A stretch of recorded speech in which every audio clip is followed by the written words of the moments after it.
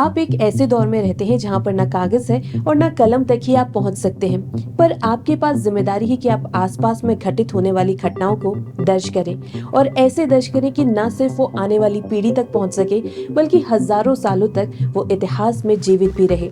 बिना कागज और कलम के आप ये करेंगे कैसे? अब इससे पहले कि आप माथे पर बल डालें और कोई जुगत लगाने की सोचे, तो मैं आपको बता दूं कि उत्तराखंड में, खासकर जौनसार बावर में, ये काम सदियों पहले हो चुका है। बिना किसी कागज और तामपत्र में लिखे यहाँ के लोगों ने सदियों पुराने इतिहास को आज भी जीवित रखा है। जो घटना सैकड़ों साल पहले घटी थी, आज भी उसकी जानकारी यहाँ के समाज में आसानी से उपलब्ध हो जाती है और ये जानकारी मिलती है हारुल के जरिए। जी हाँ, हारुल उत्तराखंड की सबसे ज्यादा संस्कृति समृद्ध जौनसार बावर की अनोखी कला। हारुल न सिर्फ सदियों पुराने इतिहास को बताती है, बल्कि लोगों के मनोरंजन का भी एक बहुत बड़ा जरिया है। YouTube पर आप हारुल सर्च करेंगे तो आपको कई हारुल मिल जाएंगे। अलग अलग गायकों की आवाज में आप आज ये हारुल सुन सकते हैं। इन्हें सुनकर आपको ये लगेगा कि जौनसार बावर की ये एक आम लोक गायन की कला है जिसका नाम हारुल है। मोटे मोटे तौर पर आपकी परिभाषा भी गलत नहीं है, लेकिन हारुल का मतलब बस इतना भर नहीं है।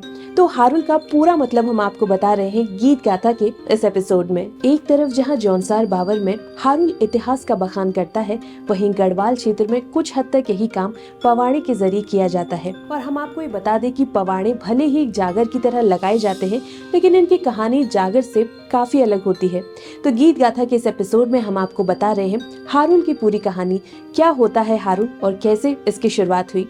इसके साथ ही जानेंगे कि गढ़वाल में गाए जाने वाले पवाड़ा होता क्या है। पड़ताल करेंगे कि पवाड़े हारुल से जुड़ते हैं और कैसे ये समान होकर भी अलग है।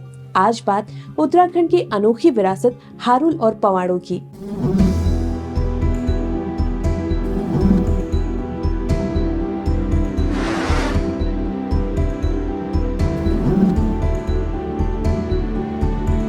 देवभूमि उत्तराखंड में वैसे तो गायन और नृत्य की अलग अलग कलाएं और परंपराएं मौजूद हैं। इसमें झांझरी, झोड़ा, थडिया, झुमेलो, छोपती, हथजोड़ी, ठंडी, थुस्का और ठुलखेल समेत कई सारे नाम शामिल हैं। एकदम आसान शब्दों में समझे तो ये गीत नृत्य है जिसका प्रदर्शन सामूहिक मनोरंजन के लिए किया जाता है और इन्हीं विधाओं में से एक है हारुल।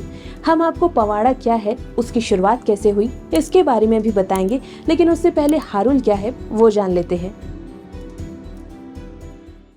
हारुल क्या है, इस सवाल का जवाब किशोर सिंह राय अपनी किताब हारुल पौराणिक वीर गाथाओं में देते हैं। किताब के मुताबिक हारुल लोक गीतों की प्रमुख विधा में से एक है। इसमें जौनसार बावर के इतिहास को पिरोया गया है। हारुल वो वीर गाथाएं हैं जिसमें पूर्वजों ने अलिखित रूप से संजोया है और पीढ़ी दर पीढ़ी इसे मौखिक तौर में पहुंचाया है। राय लिखते हैं कि हारुल जौनसार भाषा का ही एक शब्द है जिसका इस्तेमाल खूंदो यानी कि वीर राजपूतों के समूह की गाथा सुनाने के लिए किया जाता है। वो लिखते हैं कि ये गायन की दृष्टि से अनुशासन की एक विधा है। इसमें उन व्यक्तियों का इतिहास शामिल किया जाता है जिन्होंने समाज, क्षेत्र और देश के लिए बलिदान दिया है। जौनसार के संस्कृति कर्मी नंदलाल भारती बताते हैं कि हारुल इतिहास में वीर गाथाओं को तसल्ली बख्श सुनाने का नाम है। ये गाथाएं पर्सनल भी हो सकती हैं और क्षेत्रीय भी। हालांकि सिर्फ ऐतिहासिक ही नहीं बल्कि धार्मिक गाथाओं पर भी हारुल मिलते हैं। भारती बताते हैं कि हारुल एक नृत्य गीत है जो समूह में गाया जाता है और अकेला व्यक्ति भी इसमें परफॉर्म कर सकता है। हारुल गायन वीर रस और श्रृंगार रस पर आधारित होता है। भारती बताते हैं कि इसे आमतौर में समूह में परफॉर्म किया जाता है। इसमें हर एक व्यक्ति एक दूसरे का हाथ पकड़कर इसे गाता है जो एकता का प्रतीक होता है। वहीं संस्कृति कर्मी नंद किशोर हटवाल हारुल को चांचड़ी नृत्य गीत का ही एक रूप मानते हैं। वो अपनी किताब उत्तराखंड हिमालय के चांचड़ी गीत में लिखते हैं कि जिस नृत्य गीत की विधा के लिए उत्तर गढ़वाल में चांचड़ी और झमेलो, चमोली में दाकुंडी, दक्षिण गढ़वाल में थड़िया, कुमाऊं में चांचरी और उत्तरकाशी में रसो नाम का इस्तेमाल होता है, हारुल भी उसी नृत्य गीत का एक नाम है। वो बताते हैं कि हारुल या फिर हारुल नाम जौनसार घाटी के लिए इस्तेमाल किया जाता है। हालांकि वो ये भी साफ करते हैं कि क्षेत्र के हिसाब से इसका स्वरूप भी बदलता नजर आता है। हारुल की ये विधा सिर्फ जौनसार बावर तक सीमित नहीं है। जौनसार बावर के अलावा इसे सिरमौर, रवई, बांगड़ा, जौनपुर और उत्तरकाशी में मोरी नटवाल में भी खूब गाया जाता है। हारुल सबसे पहले किसने लिखा या फिर गाया, इसका कोई लिखित प्रमाण तो नहीं मिलता, लेकिन इसे पांडव काल से जोड़ा जाता है। नंदलाल भारती ने एक इंटरव्यू में जानकारी देते हुए बताया था कि जब पांडव गुप्तवास के लिए जौनसार बावर क्षेत्र की तरफ आए थे, तब यहाँ पर राजा बैराट यानी कि विराट का राज था। पांडवों ने राजा विराट के यहाँ पर ही शरण ली थी और यहीं से हमें वीर रस के नृत्य मिलते हैं, जिसमें से हारुल भी एक है। वक्त के साथ पुराने लोगों ने अपने आसपास घटने वाली महत्वपूर्ण घटनाओं पर हारुल रचने शुरू किए और इन्हीं हारुलों को आम लोगों ने पीढ़ी दर पीढ़ी तक पहुंचाया। ज्यादातर हारुल की शुरुआत मशहूर देवताओं के नाम से की जाती है। हालांकि इसमें कोई अनिवार्यता नजर नहीं आती। राय अपनी किताब में लिखते हैं कि जौनसार बावर क्षेत्र में ऐसी अनेक रचनाएं हैं जिन पर हारुले और लोकगीत गाए गए हैं। इसमें वीर केसरी चंद्र शर्मा, नंतराम नेगी, रणिया बकांड, मणिया को डांगरो जैसे कई हारुल शामिल हैं। वो लिखते हैं कि ज्यादातर हारुले वीर रस के लोकगीत के तौर पर प्रसिद्धि पा चुके हैं। दूसरी तरफ रसिया कोला, अभिया मिशोऊ, खानी बखांडी और परोटिया बेटा की हारुले श्रृंगार रस में शामिल होती हैं। मशहूर मासू देवता से लेकर इतिहास पुरुषों तक आपको हर एक महत्वपूर्ण विषय पर एक न एक हारुल जरूर मिल जाएगा।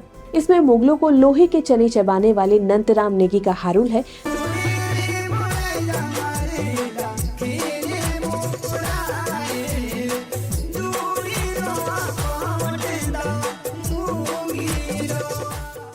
तो अंग्रेजों से लोहा लेने वाले केसरी चंद्र शर्मा के भी हारुल शामिल हैं।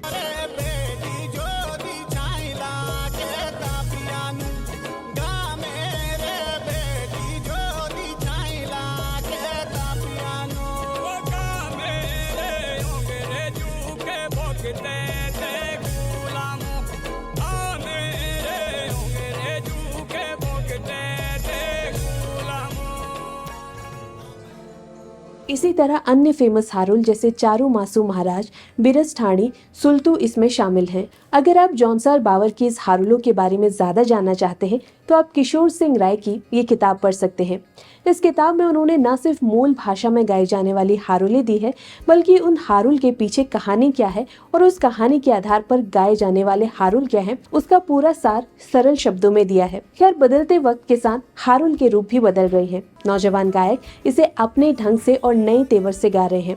हालांकि हारुल की आत्मा में आज भी वही वीर रस और श्रृंगार रस के गीत शामिल किए जाते हैं जो सदियों से चले आ रहे हैं। खैर, ये तो बात हो गई हारुल की। अब बात करते हैं हारुल की तरह ही एक गायन परंपरा पवाड़े की। जिस तरह हारुल वीर गाथाओं का बखान करता है, ठीक उसी तरह पवाड़े भी होते हैं।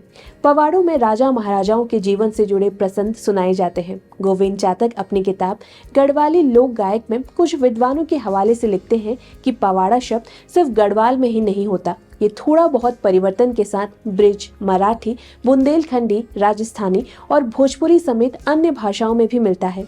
चातक लिखते हैं कि वीर गाथाओं के लिए पवाड़ा शब्द का इस्तेमाल किया जाता है और पवाड़े का संबंध पवारों की ओर संकेत करता है। पवाड़ों को पमारा और पवारा भी कहा जाता है। चातक विद्वानों के हवाले से लिखते हैं कि पवारों की वीर गाथाओं को ही पवाड़ा कहा जाता है और शायद इसी वजह से इसमें सबसे ज्यादा पवाड़े गढ़वाल के पवारा राजाओं के ही हैं। वो लिखते हैं कि पवार राजाओं ने लोगों के बीच अपनी वीरता के किस्से पहुंचाने के लिए पवाड़ों की शुरुआत की। जागर, पवाड़ा, जागर का मतलब होता है पवाड़ा गायन। हमारे यहाँ वीर भड़ों की बातें होती हैं, जैसे वॉरियरशिप मतलब बहादुरी के किस्से जो होते हैं राजा महाराजाओं के, उनके प्रणय प्रसंग, उनका वात्सल्य भाव, उनके जो वीर रस, जहाँ पर भी इस तरह का वर्णन होता है उन जागरों को हम पवाड़ा बोलते हैं। पहले जागर ही कहते थे, पवारा है बेसिकली। अच्छा।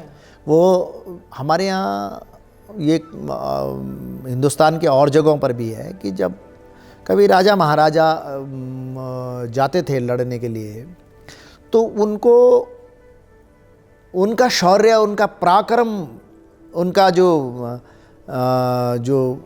उनके अंदर जो वीरता होती थी उसको जगाने के लिए भी, अरे आप कोई साधारण नहीं है, मैं को बच्चा गढ़ खान को चेला वीर भड़ पड़ी ऊँचे महाराज देख दो तुम्हारा बाबू दादो हर नौखारी को झिवाले को शेरों मारा। तो उस तरह का जो उनका वीरपन है, उस शौर्य को जगाना कि आप तो वो हैं, आपके पिताजी ने हालांकि चातक पवाड़ों को सिर्फ राजाओं तक सीमित नहीं रखते। वो लिखते हैं कि पवाड़ा गढ़वाल के वीर सपूतों की गाथाएं हैं जो इतिहास में रह चुके हैं। वो बताते हैं कि कुफ्फू चौहान, माधो सिंह भंडारी, सुखोला लोधी, जगदीश पवार और कालू भंडारी समेत कई वीरों के पवाड़े आज भी गाए जाते हैं। चातक जब पवाड़ों की बात करते हैं तो वे जौनसार में गाए जाने वाले नंतराम नेगी के हारुल को भी इसी वीर गाथा में शामिल करते हैं। यानी देखा जाए तो पवाड़े और हारुल काफी हद तक सामान्य हैं। दोनों में फर्क है तो सिर्फ गाने के तरीके का। पवाड़ों को जहाँ बाजगी गाता है तो वहीं हारुल को समूह में गाया जाता है या फिर कोई एक व्यक्ति उसे गाता है जिसका औजी या फिर ढोल वादक होना अनिवार्य नहीं है। गोविंद चातक लिखते हैं कि ऐसा नहीं है कि पवाड़ों में सिर्फ वीरता के ही चर्चे होते हैं। इसमें से कई पवाड़े ऐसे हैं जिसमें प्रेम की भी चर्चा की गई है। ऐसा ही एक पवाड़ा है जीतू बगड़वाल का पवाड़ा। चातक कहते हैं कि पवाड़ा वैसे तो ऐतिहासिक घटनाओं से जुड़ा होता है, लेकिन इसमें गायन करने वाला अतिशयोक्ति जरूर कर लेता है और कई बार अपनी कल्पनाओं से इसमें बहुत कुछ जोड़ देता है। कुछ इसी तरीके से हारुल के साथ भी होता है। कई बार गाने वाले अपनी कल्पनाओं के आधार में इसमें शब्द जोड़ देते हैं और फिर उसी को आगे लेके जाया जाता है और वही गाया जाता है।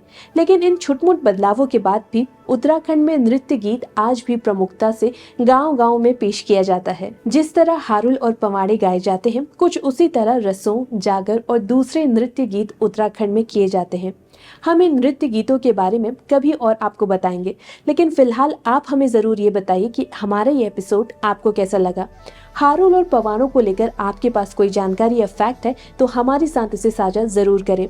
और जब बात हारुल की हो रही है तो जौनसार को जानना भी तो बनता है। तो जौनसार के बारे में जानने के लिए हमारी ये रिपोर्ट जरूर देखें। इसके साथ ही हमारी इस वीडियो को लाइक और शेयर करें और उत्तराखंड से जुड़ी ऐसे ही रोचक और ज्ञानवर्धन जानकारी के लिए हमारे चैनल को सब्सक्राइब करना ना भूलें। धन्यवाद।